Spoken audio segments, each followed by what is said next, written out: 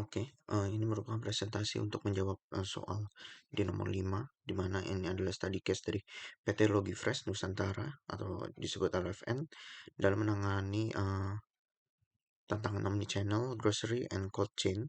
Pertama-tama perkenalkan, nama saya Steven Yap dengan NIM 2540 Lanjut saja ke latar belakang perusahaan. PT Logifresh ini adalah perusahaan retail bahan makanan segar dengan model omnichannel.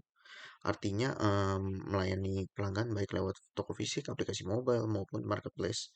Operasinya kompleks karena melibatkan cold chain dan juga dari 4 distribution center serta 31 titik cross docking. Kemudian tantangan utama yang dihadapi LFN ini adalah pertama penurunan kinerja pengiriman, kenaikan waste produk segar, ketidaksesuaian stok saat promo, data pelanggan tersebar di berbagai sistem, kinerja vendor tidak konsisten, isu sosial dan reputasi, serta pelaporan manual suhu traceability yang tidak menunjukkan perubahan suhu secara real time, jadi tidak terlalu update per waktunya. Tujuan proyek di sini adalah membangun sistem terpadu berbasis big data, cloud, dan industri 4.0.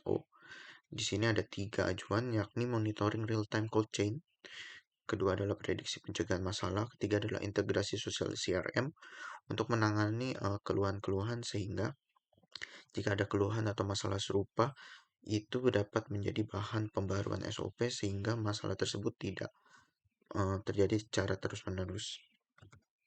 Di sini arsitektur sistem utama yang dipakai adalah ada 3 di sisi edge atau infrastruktur as a service.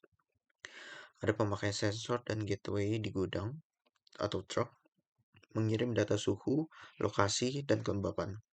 Kemudian di cloud core, di platform as a service, di sini akan terdiri dari tahapan event hub, kemudian akan dikirimkan ke Databricks, masuk ke data lake, dan masuk ke pengkalkulasian machine learning untuk dijadikan sistem prediksi alerting. Kemudian dalam segi bisnis apps sebagai software as a service, dia akan berguna dalam CRM, dashboard, dan ticketing. Intinya adalah ads ini adalah data capture cepat dan offline buffer. Kedua adalah fungsinya adalah sebagai cloud, pemrosesan real time, storage, dan analitik. Kemudian ada software as a service, dia akan major di interaksi dengan pengguna seperti customer care, operator, maupun manajemen yang berhubungan dengan dashboard. Di sini ada alur data dan big data pipeline. Di sini dimulai dari data source.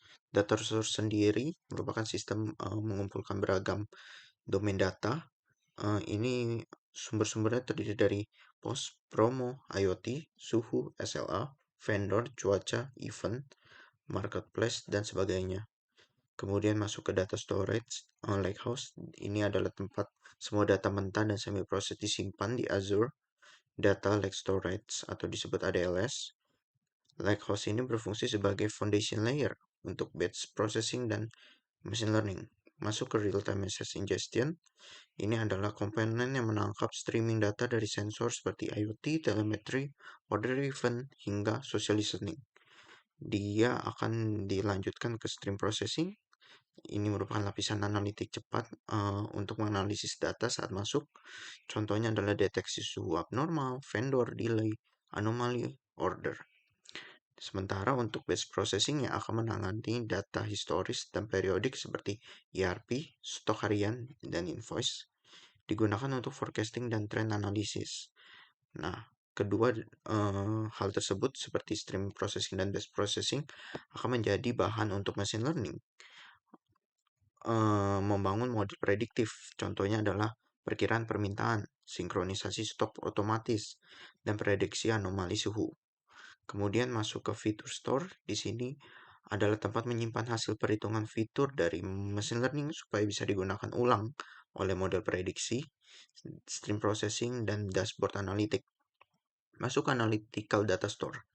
Ini adalah penyimpanan hasil akhir, data mart atau data warehouse untuk query cepat dan laporan. Masuk ke Cold Chain Alert Orchestration. Ini adalah sistem otomatis untuk monitoring suhu dan SLA. Contohnya, jika suhu melebihi batas, dia akan melakukan kirim notifikasi ke CKMS, WhatsApp, ataupun dashboard. Analytical dan reporting, ini adalah tampilan hasil analisis berupa dashboard, KPI, insight untuk setiap divisi. Orchestration layer ini adalah alat untuk mensinkronisasi semua tahapan yang sebelumnya telah dijelaskan. Masuk ke bagian dashboardnya. Dashboard ini lebih lengkapnya ada di jawaban di nomor sebelumnya. Intinya adalah dia menampilkan KPI mengenai persentase pengantarannya, bagaimana retur terjadi, kemudian ada monitoring distribusinya, metode pembayaran yang paling sering dipakai, produk yang sering laku atau terlaris. Di sini juga ada live stock secara real time untuk monitoring stok di setiap toko. Kemudian ini adalah tren penjualan per bulannya. Lanjut ke governance and cloud management. Di sini ada 4 yang harus dilakukan. Pertama, auto scaling untuk menaik turunkan kapasitas berdasarkan beban. Kedua, ada Edge IoT Gateway, dia memastikan data tetap terkirim walau offline. Ketiga adalah cost governance, dia melakukan tagging dan budget alert. Kemudian penerapan security dan compliance, ini bisa berupa inskripsi data ataupun pembagian akses role sehingga tingkat keamanannya juga terjaga. Karena setiap role hanya dibagikan untuk pihak-pihak yang bersangkutannya saja. Nah, ini adalah solusi industri 4.0 yang diperlukan untuk dijalankan di LFN. Ada 2, yakni IoT Cold Chain. Ini berjalan dengan cara sensor suhu menggunakan IoT untuk visibilitas dan peringatan dini jika ada abnormalitas dari suhu. Kemudian ada digital twin route, ini adalah simulasi pengiriman untuk optimasi suhu, bahan bakar, waktu tempuh. Dia akan memperefektif pemilihan rute. Dan selesai. Terima kasih. Mohon maaf jika ada kesalahan kata.